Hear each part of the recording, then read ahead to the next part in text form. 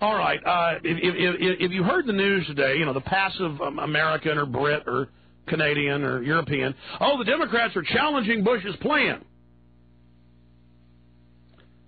But when you actually read into the fine print,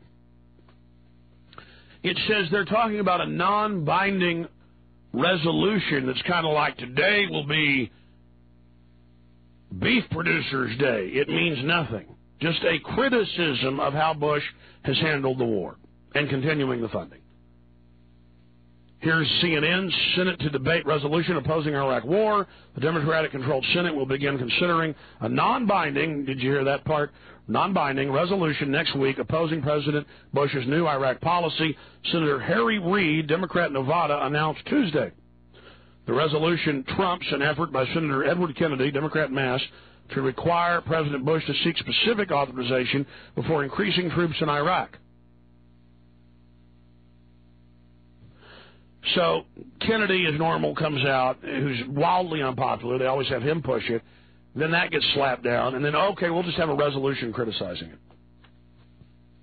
The big news on what the Democrats are doing is this. Democrats beef police state with 911 commission bill. Remember the 50-plus recommendations, national ID card, internal checkpoints, checkpoints in malls, total control, massive increases in domestic spying.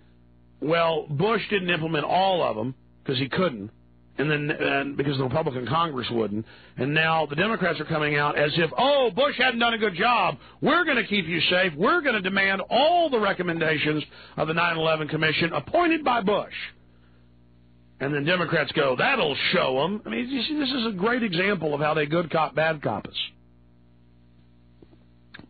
Democrats beef police state with 911 commissions bill. Political opposition also helping Bush gain traction for Iran military strike.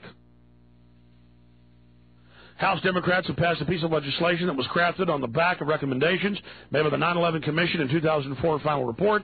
The bill is a tonic for big government, increased federalization of America, and mandates expansion of no-fly list, terror watch list, and further government surveillance of American citizens.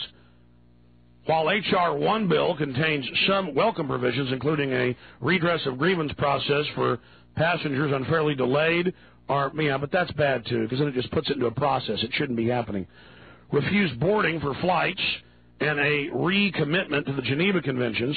Yeah, you see, again, we're gathering all your private data illegally and putting it in a database, but we'll now let you at least get off the list or complain.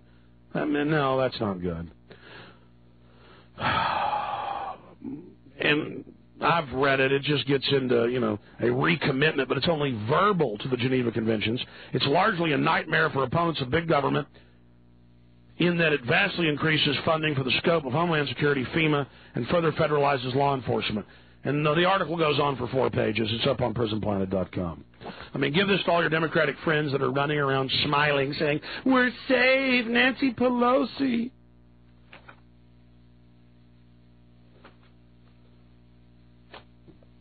Again, the Democrats come in and they say, we're going to do what the 9/11 Commission says. We're going to do what the Iraq Study Group says. Both appointed by Bush, both shadow government cronies going back 30 years. Running, from Kissinger to James Baker. We'll get you, Bush. We'll make the 9/11 Commission's recommendations be put in. We'll give you even more power. And we'll criticize how you're handling the war. You screwed up. Here, let's increase troops. We say we want the troops home, and their answer is, we're going to increase the troops.